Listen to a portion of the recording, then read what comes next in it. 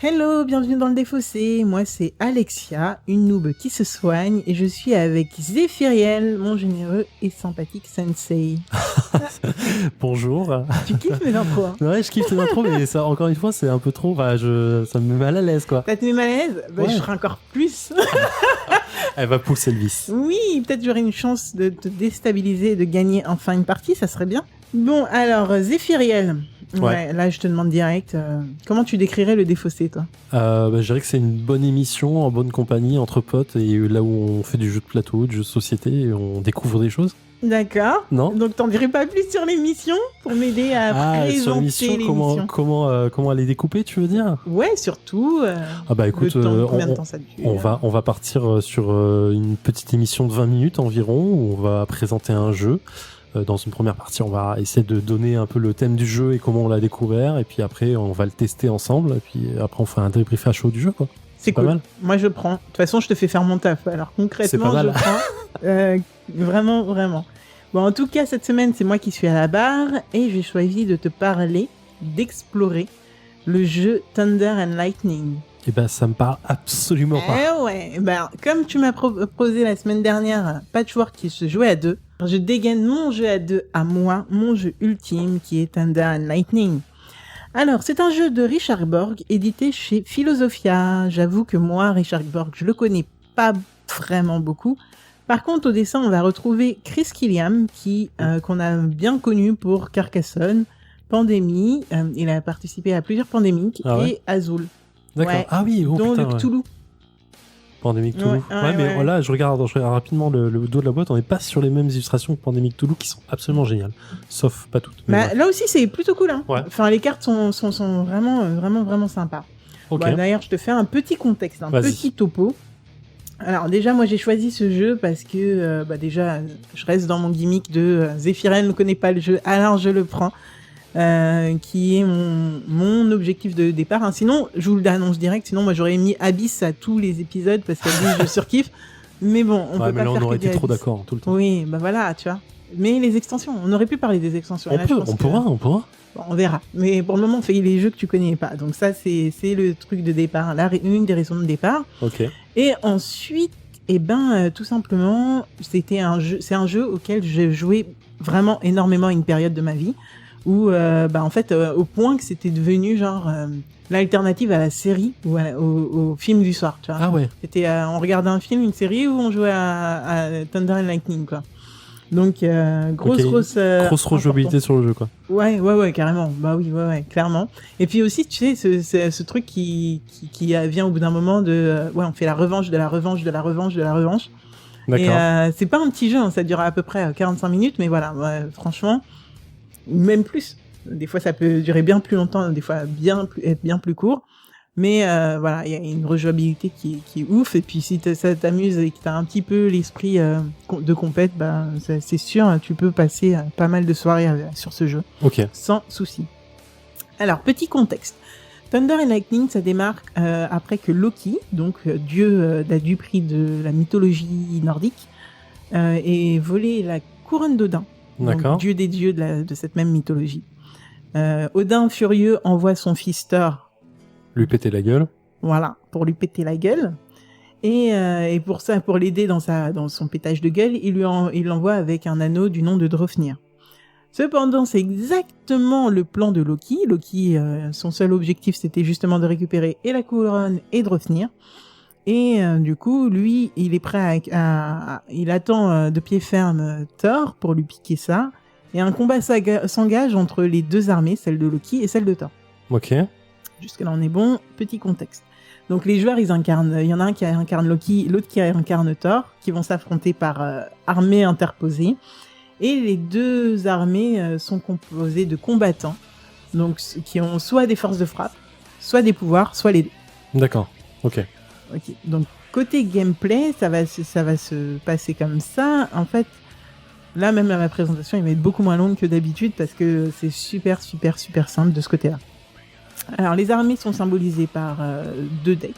Donc, il y a le deck Loki, le deck Thor. Qui est fixe. Ouais. D'accord. Il n'y a pas de construction de deck, du tout. Non, Oh, t'as ton deck, tu commences avec 8 cartes. Ok. Au fur et à mesure, en fait, tu auras des actions que tu pourras faire. Donc, soit tu pourras piocher dans ton propre deck, soit tu pourras, soit tu peux déployer ton champ de bataille, qui fera au maximum 4 colonnes par 4 rangées. Non, 3 colonnes par 4 rangées, excusez-moi. D'accord. Mais du coup, c'est quand tu déploies ton champ de bataille, c'est poser des cartes en fait. Ouais. Ok. Ouais, tu prépares tes défenses. Ok. Putain, c'est bizarre, hein, dit comme ça. Ouais. En fait, c'est bizarre que vas-y, continue. Mais j'ai plein de questions. Qu'est-ce qui est bizarre ? Ah bah, tant mieux. Soit tu peux défier, donc tu retournes une carte en disant elle va affronter celle qui est juste devant. De toute façon, ça se joue que vraiment par colonne. Hein. À part si la carte dit autre chose, ça va ne se jouer que sur la même colonne. Donc ta première carte devant peut affronter la première carte qui est en face, et la plus forte défausse l'autre. Mm-hmm. Et ensuite, tu peux jouer une carte mythologique. Une carte mythologique, c'est une carte qui a seulement un pouvoir. Donc, dans ta main, tu auras des cartes, par exemple, et il y a une carte qui s'appelle le corbeau, qu'on peut jouer, par exemple, pour aller regarder le deck, dans le deck adverse, une carte spécifique. Ouais. Ou alors qui peut, ou retourner une carte sur le champ de bataille. Oui, d'accord, parce qu'elles sont toutes face cachée. Ouais. D'accord, ok. Exactement. Mais du coup, alors, j'ai une question. Vas-y. Première raison. Le deck de Loki et de Thor, ils sont symétriques. C'est les mêmes cartes de chaque côté ou chacun a type de jeu? Ouais, pour l'essentiel, tout est pareil. Il y aura peut-être des dissensions, par exemple. Loki aura la couronne d'Odin, et Thor aura l'anneau. Ok. Mais concrètement, ils ont les mêmes pouvoirs. Ça aura pas forcément le même nom, mais ça aura le même effet sur le jeu. Similaire. Exactement. D'accord, donc c'est des decks complètement identiques. Complètement, ouais. D'accord, donc ça déjà c'est bizarre. Tu vois, ça me. Ça te perturbe? Ouais, ça me perturbe parce que sur un jeu de cartes où t'as pas de construction de deck, où les cartes sont identiques et les decks sont identiques, finalement la stratégie. C'est un jeu d'échecs. Oui, voilà. Ouais. Mais en jeu de cartes. Donc du coup, c'est un jeu de placement pur et dur. Ouais. Ok. Stratégie. Avec un peu de hasard sur savoir si quand est-ce que tu vas avoir la bonne carte. Il y a du hasard et de la déduction. Ouais, sur le mode d'emploi, ils te conseillent de mettre directement sur le champ de bataille la couronne ou l'anneau quand tu les as, de pas les garder en main. D'accord. Et donc, toi, tu vas essayer de trouver où sont les trucs. T'as plusieurs possibilités. T'as les cartes en main. Donc on peut en avoir, je sais plus combien au maximum, mais on va vous dire ça tout à l'heure. Et on peut avoir aussi sur le champ de bataille, donc 3 x 4 possibilités. Ok. Il faut voir les changements qu'on fait, faut voir, il y a plein de chances de trouver ce que tu veux trouver. D'accord. Ou alors, parce que alors, ça je l'ai pas dit, mais il y a plusieurs manières d'arrêter la partie. Oui, j'avais demandé comment on gagne en fait. Ouais. Comment on gagne? Ah ouais, je dirais que le gars il prend ça, comment il va me latter encore une fois. Avec ce genre de jeu, l'expérience que t'as, tu peux pas gagner quoi. Ah putain, mais si, parce que le hasard fonctionne. Ok, d'accord. Ouais, vas-y, je te coupe. Parce qu'on a 3 possibilités pour gagner. Donc soit Loki trouve Draupnir, donc l'anneau, soit Thor trouve la couronne d'Odin. Donc là, ça met fin à la partie. Soit un joueur n'a plus aucun combattant sur son champ de bataille. Donc si le champ de bataille est vide, c'est perdu. Et ou alors un joueur a des cartes en main et a des cartes sur le champ de bataille mais ne peut plus effectuer aucune action. Ok. Donc ça c'est les 3 possibilités qui mettent les 3 conditions pour les 3 possibilités pour mettre fin à la partie.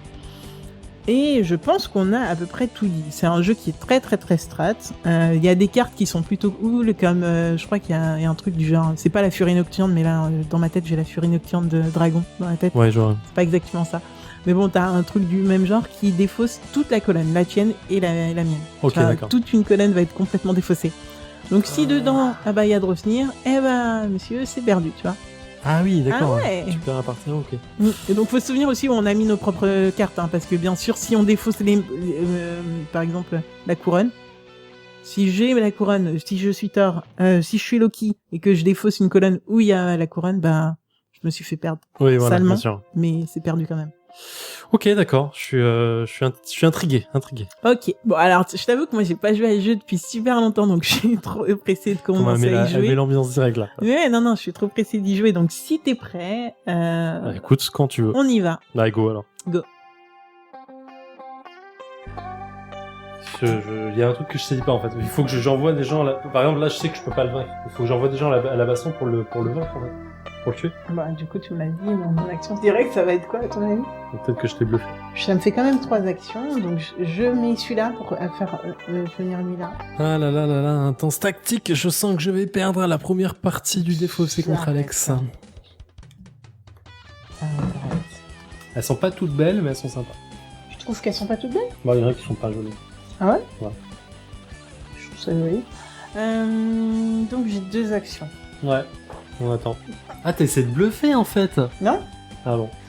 Non? Mais en fait, j'avais prévu que tu laisses ton truc de merde là très très longtemps et que moi, les égalités, je les emporte.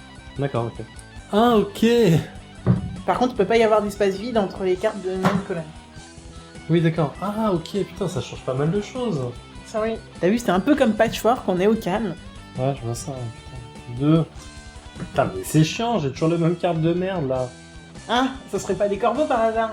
Ah, elle sourit, il y a un truc là. Elle a une façon de gagner, je pense. Non, je vais pas le gagner. C'est quoi? Bon, j'ai 2 actions, j'ai pioché. Elle est en train de gagner un truc là, elle est contente là. Là, elle est contente. La première rangée? Dans la première rangée. Ok. Et toutes les autres cartes sont ajoutées à la main de votre adversaire. C'est méchant ou c'est bien? Je m'en rends pas compte. J'ai l'impression que c'est une bonne carte pour moi en fait. Mais en fait, je me dis, j'ai peut-être une chance à un moment de tomber sur la couronne, quoi. Bon, et ben, je l'ai joué pour rien. Voilà.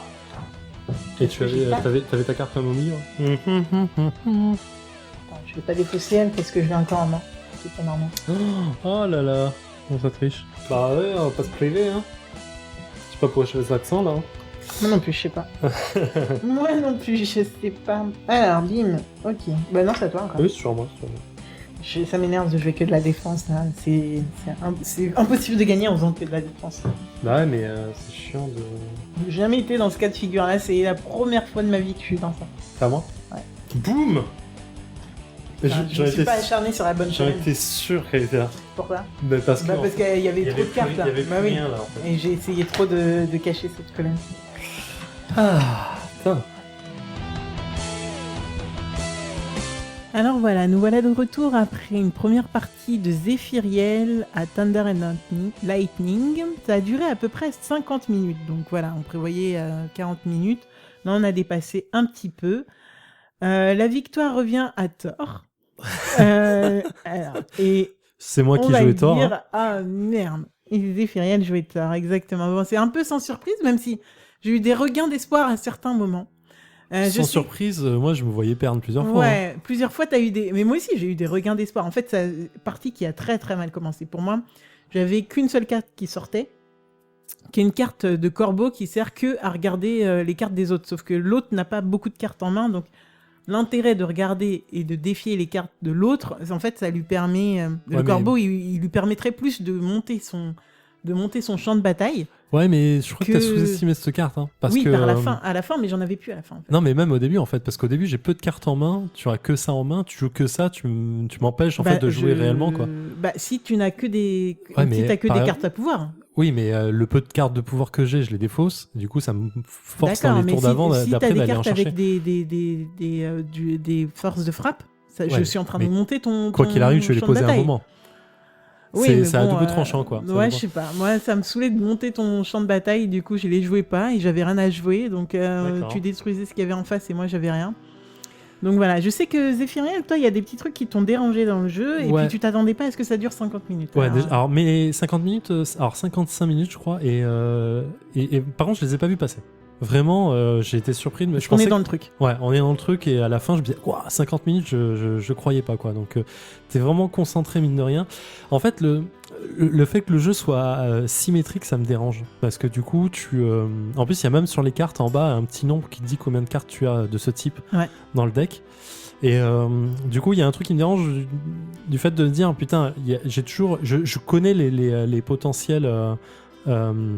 pouvoir de l'adversaire et je me place toujours dans la façon de dire ok, faut que je puisse les contrer tout le temps, et du coup ça me dérange un tout petit peu, mais bon, ça fait partie du jeu. Et mais non, mais en fait je sais pas, j'aime bien, mais il y a un truc qui me dérange. Il est trop tactique pour un jeu du genre, je trouve. Et franchement, le coup de pouvoir perdre si t'as plus d'action à faire, c'est dérangeant. Donc on a l'émission numéro 5, je ne sais pas si on l'a dit, et Zephyriel donc à son premier mai. Ouais, un peu. Ah, c'est un peu dommage, mais... Ouais, mais il est bon. J'y rejouerai avec plaisir, mais à choisir, je prendrais autre chose. Parce que... Tu prendrais un jeu qui ne serait pas symétrique. Déjà. Ouais, déjà, ouais. Un jeu de cartes qui est pas symétrique. Mais je sais pas, là, c'est juste le côté... En fait, j'ai peut-être un mauvais... Bon, je gagne, donc c'est pas gênant en soi, mais à la fin, en fait, je me retrouve avec un champ de bataille qui est plein de cartes en main, et je vois que je peux plus jouer mes cartes. Parce que, tu m'attaques pas, parce que sinon tu perds. Et du coup, je me dis, ok, je vais perdre parce que j'ai plus de cartes en main. Alors attends, on va quand même expliquer parce qu'il faut un petit peu de mise en contexte, je pense. En fait, il y a une carte dans Thunder and Lightning qui est la barrière, je sais pas comment on appelle ça. Le mur de bouclier. Voilà, le mur de bouclier, qui fait que même si on a des monstres super spéqués qui vont s'échouer sur cette barrière, ils meurent. Il n'y a un seul personnage du jeu qui peut contrer ça, et c'est une archère. Le problème, c'est que moi, j'avais que des monstres super spéqués devant. Lui, il avait que des boucliers et donc il pouvait plus rien faire. Et le mur du bouclier peut pas attaquer en soi, il attend. Non, le mur de bouclier, il peut rien faire. Moi, je suis pas suicidaire, donc je vais pas envoyer mes monstres à 6-7 face au bouclier. Et aussi, une donnée importante, c'est que Zephyriel a directement construit son champ de bataille, ce qui veut dire qu'il avait déjà 3 cartes derrière. Il avait des colonnes de 4 cartes. Ah ouais, donc il pouvait pas mettre des choses devant. En fait, il pouvait rien mettre devant ces barrières, donc il y avait ces barrières qui défendaient très très bien, mais par contre, il y avait rien d'autre à faire. Ouais. Donc moi, j'étais en train de piocher mes cartes et voir mon deck qui s'amenuisait, et à un moment, je me dis, je vais perdre parce que je pourrais plus rien faire. Mais je pense que du coup, tu as aussi oublié cette donnée qui était dans les 3 conditions pour pouvoir finir, enfin les 3 possibilités de fin, il y avait aussi celle de quand on peut plus faire d'action. Ouais, voilà, c'est ça. Et en fait, du coup, quand j'ai vu que je me dis, ok, je pourrais plus piocher de cartes, genre mon deck est vide. Je pourrais plus poser de cartes parce que le champ de bataille est plein. Et là, il se retourne vers moi, il me dit, et je fais quoi? Et là, moi, j'ai un grand sourire en mode, si tu peux plus jouer. Si tu peux plus jouer, tu perds. Et j'ai eu vraiment cet espoir, quoi. Et en fait, non, il a préféré envoyer au suicide. En même temps, c'est logique, hein, tu peux plus rien faire, t'essayes de faire ça. Et donc, il a envoyé au suicide certaines cartes, je crois, à un moment. En fait, je t'ai fait défausser beaucoup de cartes en main parce que grâce au corbeau. Oui, clairement. Alors il y a une carte qui s'appelle le corbeau et qui permet de regarder ce qui se passe en face, en fait de défier une carte, soit de la première rangée de ceux qu'on joue, du champ de bataille adverse, soit de la main directement de la personne. Ouais, et si on tombe sur une carte pouvoir, on la fait défausser adversaire, ce qui est plutôt bien. Mais du coup, j'essaie du coup de dire, je vais lui péter sa main, lui enlever toute sa main, et je la forcerai à piocher en fait pendant qu'elle joue.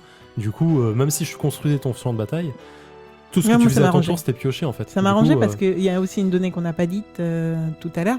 Mais en fait, on ne peut jouer que le nombre d'actions qui correspond au nombre de colonnes qu'on a au moment où on commence la partie. Ce qui veut dire que moi, en fait, Zephyriel, il a beaucoup démonté mon champ de bataille dès le départ. Moi, j'avais rien à mettre en face, donc je pouvais rien mettre en face. Ce qui fait que je me retrouvais avec 2 actions, voire une action. Il y a un moment qui a été assez chaud où j'avais qu'une action. Par tour, et une action ça veut dire on pioche.